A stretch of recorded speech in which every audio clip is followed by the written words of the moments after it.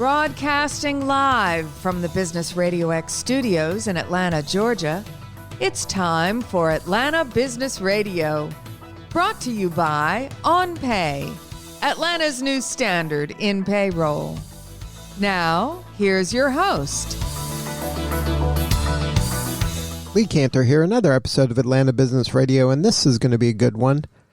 But before we get started, it's important to recognize our sponsor, OnPay. Without them, we couldn't be sharing these important stories. Today on Atlanta Business Radio, we have Lori Manns with Quality Media Consultant Group.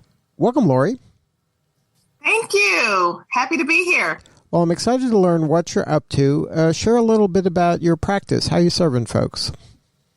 Well, I am Lori A. Manns, president of Quality Media Consultant Group, and we are a business consultancy firm specializing in advertising, marketing, and sales strategies to help entrepreneurs and small businesses grow and scale. And that's what it's all about. So I'm just ecstatic to be here. I'm actually celebrating 13 years being a business owner this month. So I'm happy.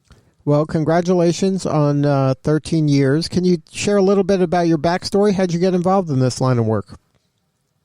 Well, yes, I became an entrepreneur accidentally. I got downsized in 2009 and decided that I wanted to put my future and my income in my own hands. And so I started this business and never looked back. And I knew that because I had spent 20 years in the media industry, that I knew something about helping people to advertise and market and sell their products and services. And I knew I could figure out a way to develop a profitable business model with the right training and the right contacts and network. And so I just figured it out by trial and error. And here I am 13 years later. Now, during that time, did you find kind of that ideal customer? Have you identified who that perfect client is for you, the one that you can help take to new levels? Yes. Well, it was trial and error in the beginning because although I knew my target audience was going to be small business owners, I started the agency to work with corporations, and I still do that in one part of my business. But when it came to entrepreneurs and small business owners, I accidentally stepped into that field of coaching and consulting because as I began to brand myself as a subject matter expert, I began to get a lot of people questioning me about how they could market themselves better and how they could develop a sales plan. And so I figured out that my ideal client was someone who was purpose-driven and who had a plan and was also faith-based, because my trajectory always got so much better when I combined my faith with my business acumen. And so I figured out that I was connected to and I was drawn to people who were purpose-driven and faith-based. And I also knew that I worked very well with people who were service-based entrepreneurs.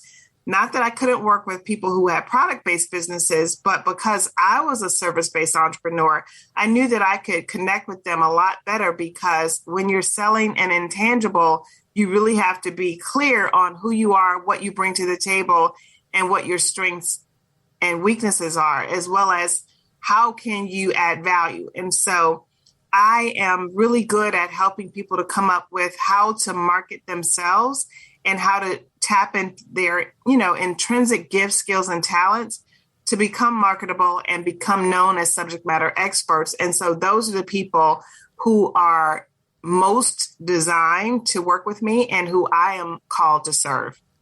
Now, earlier you used the word plan. Do you find that most of your clients, when they start working with you, that they don't have a plan? They're kind of just winging it based on whatever it is kind of the winds are telling them to do?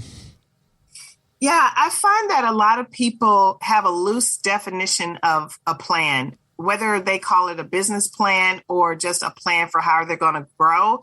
If they call it a growth plan, it's very loose. It's not something that is structured or even written down in most cases.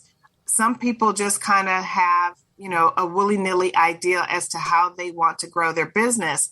And when it comes to a business plan, most people don't have a formal business plan. Not that it needs to be a 50-page dissertation or anything of that nature, but even just an idea as to how they're going to grow, what their business is going to look like 3 years, 5 years, 10 years from now, and how they're going to grow it. And most people have not thought that far in advance. They know what they'd like to do. They have goals, but they don't really have a plan necessarily for how they're going to get there. And so that to me is a lot of what's lacking in entrepreneurship today. People, depend a lot on social media, and they just plan to show up on social media and hope that that really transfers into money and results, but that doesn't always happen. So yes, to answer your question, I do find that a lot of people don't have a plan, and they certainly don't have one that's written. Now, what are some components of a solid marketing or sales or growth plan? Well, you really have to start at the beginning, and the beginning is, what are your goals and what's your mission, your vision, and core values? Because when you start at the beginning of why does this company exist? What are you here to do? That's answering what's the mission and what's the vision? Where do you see yourself? What are the top, 5 goals that you want to accomplish? And then what are the core values that you represent as a company?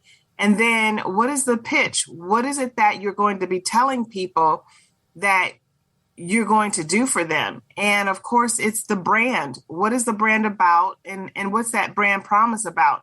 And when you learn all of those things, then you can start to formulate the more important stuff, like who is your client? Who is your target audience? What problem do you solve for them? And when you figure out the main pain points and problems and struggles that your target audience has, and how your company is uniquely positioned to answer those problems and address those challenges, then that's when you can start to market and you can start to create products and services that are going to resonate with your target audience so that you can have a profitable business model. And then you can get into more in-depth stuff about operations, and all these other things that come into play when you're running a business. So I think it has to start with the foundational things first and move from there.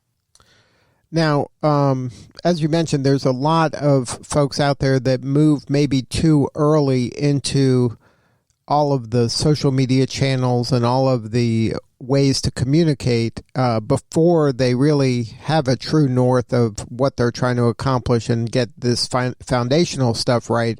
And they're just kind of dabbling in a lot of different places rather than honing in on a handful that they can really make a difference. How do you kind of educate your clients to avoid that kind of spraying content out there in a whole bunch of places that, at the end of the day, their clients probably aren't even paying attention to? Well, I tell people that the best content strategy is to focus on the customer, focus on the client, because it's not about you, it's about them. And when you create content that is value-based because it is about topics your target audience cares about, then they're going to be dialed in and they're going to be paying attention. And so when you answer the questions that they may have in your content and you address the topics that they care about, then that's going to help you build your brand as a go-to resource and a subject matter expert in that industry. And so I just say avoid being all over the place by simply focusing on the audience. Who are we speaking to? How can we help them? What do we need them to know? And if you focus on those 3 questions, answering those questions and you add the last one, why should they care? That's going to help you to develop the type of content that's going to resonate with people. And of course, it's going to keep you from being all over the place in your content marketing strategy. Now, is it possible to kind of tie results and financial results to some of these kind of efforts? Because it seems like in today's world, it's difficult to know where a person or a client came from because they're being maybe touched by you or somebody that knows you in a variety of places. Well, that's a great question. I think it starts with, yes, to answer the first part of your question, you can tie in some financial results to your marketing strategy or your social media marketing strategy. And it starts with having a great call to action. And the thing that you have to focus on is giving people the type of messaging that is going to move them. And that messaging has to move them emotionally, and it has to inspire desire so that they want to dig into their pockets when they see that call to action that you've given them to take the next step. And so I truly believe that if you're sharing the type of content that is going to make people think or make them entertained or educate them about something or intrigue them about something, then they're going to want to take the next step and they're going to be positioned to buy at that point because you've already gotten their interest. You've already inspired some type of desire within them to learn more or take it the next step. So if you give them an invitation, and that's all the call to action is, if you give them an invitation, then they're more likely to take you up on it. Now, can you share a story of maybe a problem a client had that they went to you for help and then you were able to take them, through that and help solve the problem and take them to a new level? Now, you don't have to name the name, but maybe just share the problem and the solution and how you were able to help them. Well, I can think of a client who was in the financial industry and just being a financial services provider and coming up with a product and a service that they wanted to get out there in the marketplace, but was not quite sure how to do that. So I helped them to develop a marketing strategy that positioned them as the expert. And they started to get opportunities for speaking and other things that turned into monetary fulfillment for them.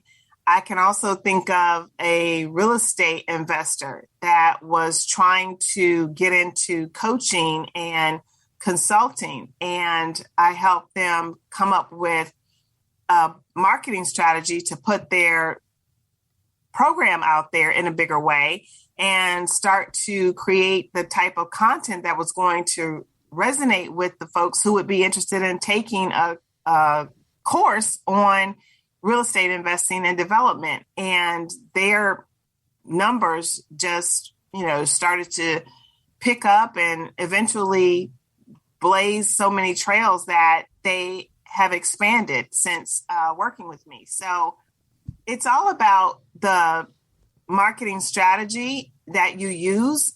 And if you are a professional, an entrepreneur, or whatever you consider yourself, it's about doing the marketing that is going to resonate with you and that you're going to feel good about, and that is also going to connect with the target audience. So if you are a solo entrepreneur and you're someone who is camera shy, then video marketing might not work for you. But if you're a solo entrepreneur and you're not camera shy and you can deliver a message very well on camera, then video marketing could definitely work for you and could move the needle in your business and create that know, like, and trust factor a lot quicker so that you can connect with your audience better and in turn turn that marketing into monetization where you are actually making money. Well, is there any upcoming events that you're participating in? Yes, actually, because my firm is celebrating 13 years in business this month, we are hosting an event that is virtual, and it's called the Trailblazer Business Summit.